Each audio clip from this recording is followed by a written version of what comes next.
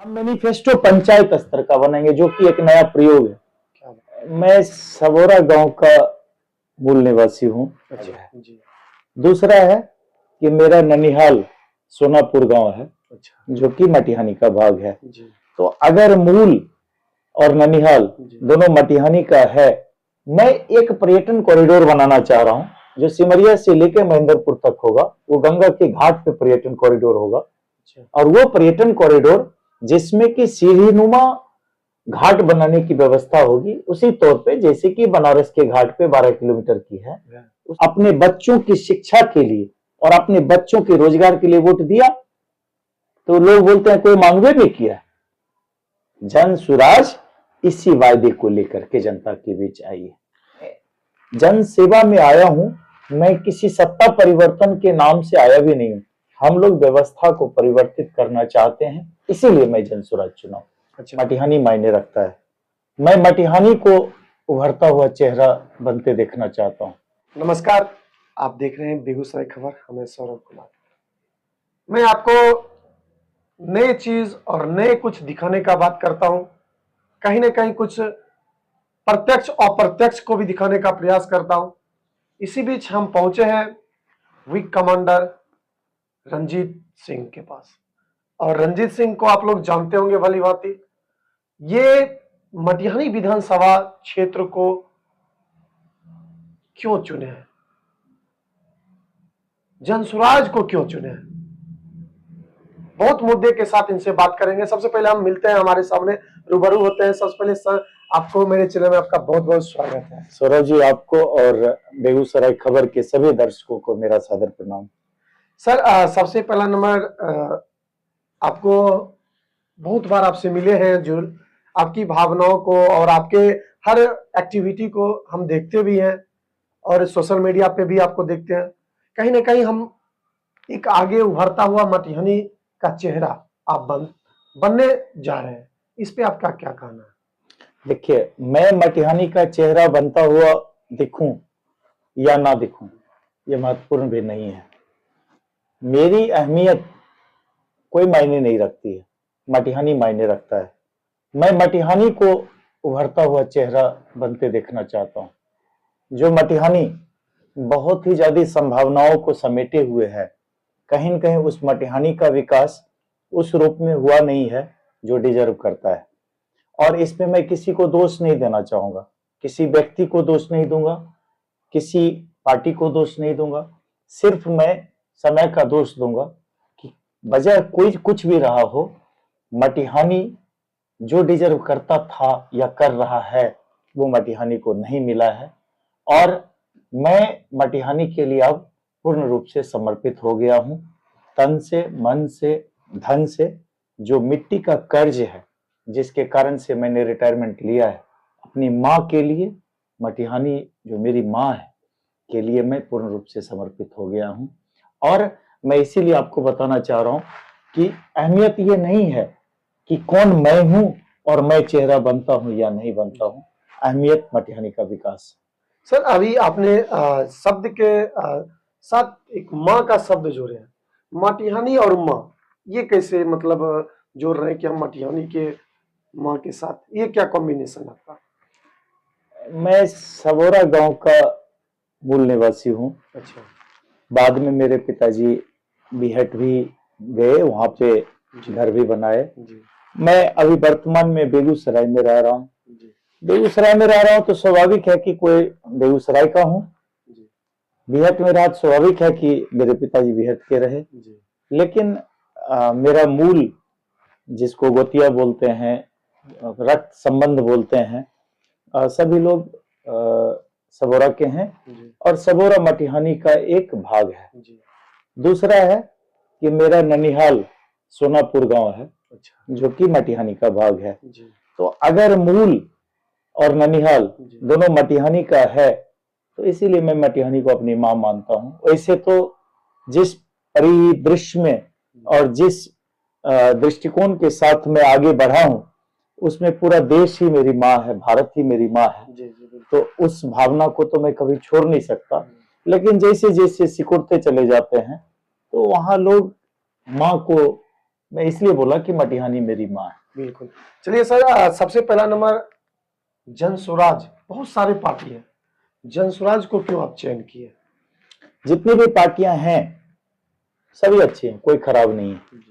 राष्ट्रीय स्तर पे जो राष्ट्रीय स्तर की पार्टियां हैं और क्षेत्रीय स्तर पे बिहार में जो राजद और जदयू मुख्य रूप से दो पार्टियां रही हैं। 35 साल के इस इतिहास में, मैं 35 साल इसलिए बोल रहा हूं कि 1990 के दौर के बाद की बात कर रहा हूं, किसी भी पार्टी ने, रादर किसी भी गठबंधन ने बिहार के मुख्य विकास के लिए उतना प्रयास नहीं किया है, या उनके प्रयास में कमी रह गई, जिसके कारण से हमारा बिहार बदहाल होता चला गया।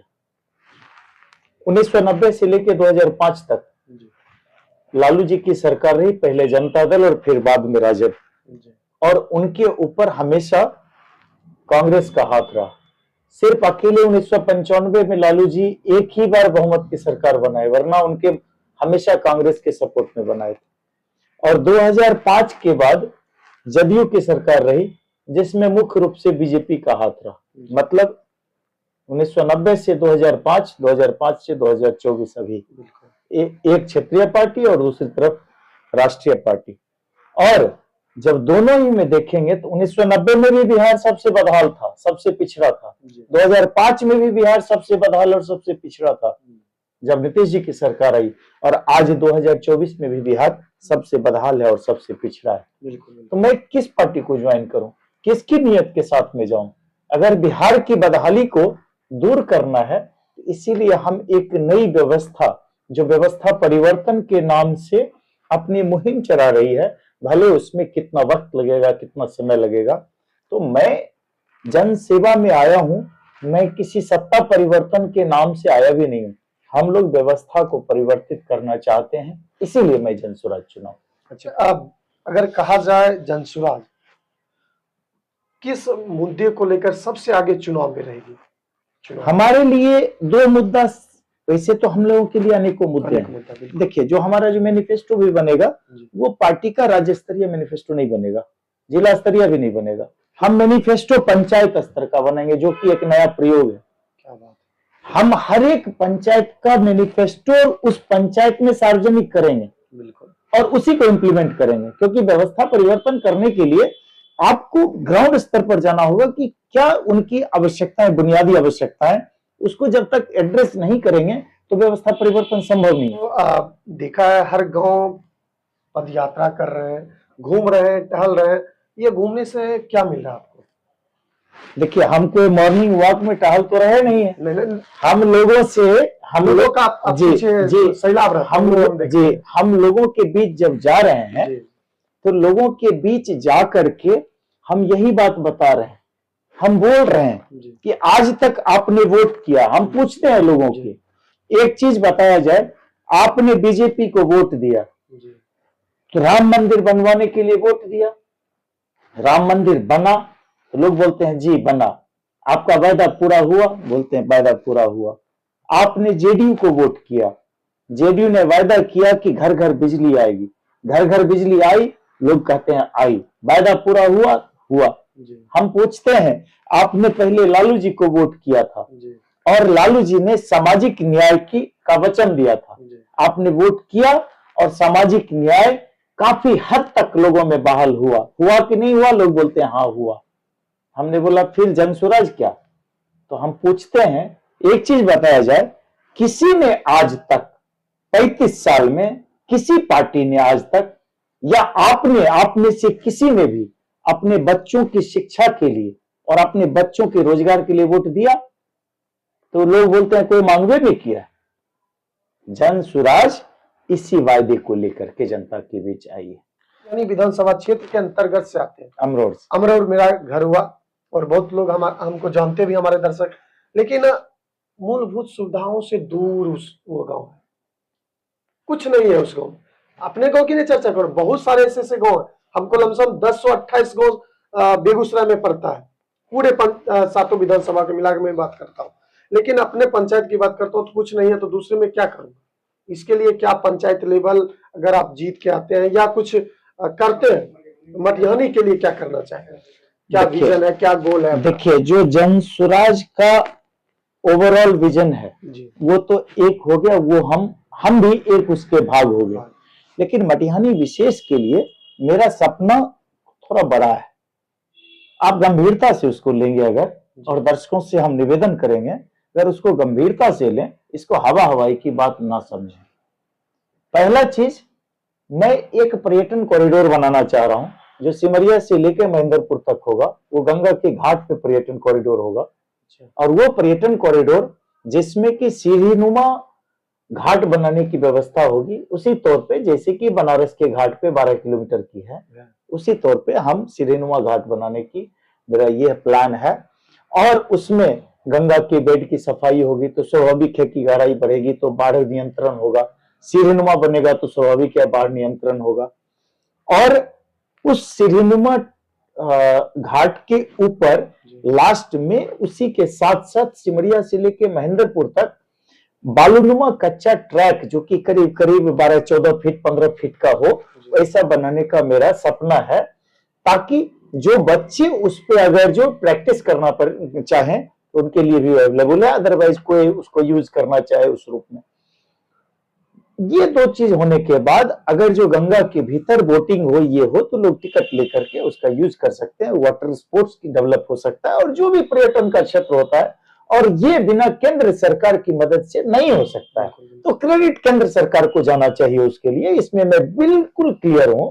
लेकिन मैं केंद्र सरकार के जो भी मंत्री होंगे उनके चरणों में जाकर के मैं लटक के भी ये काम करवाऊंगा, ताकि ये भी तो देश का ही पार्ट है मटिहानी, यहाँ पे हमें ये मूलभूत सुविधाएं मिले, ताकि मैं बार बार बोल रहा हूं 31 दिसंबर की पिकनिक के लिए लोग जब जगह ढूंढेंगे तो पूरे बेगूसराय की जनता मटिहानी के घाट पे दिखनी चाहिए, ऐसा मेरा सपना है।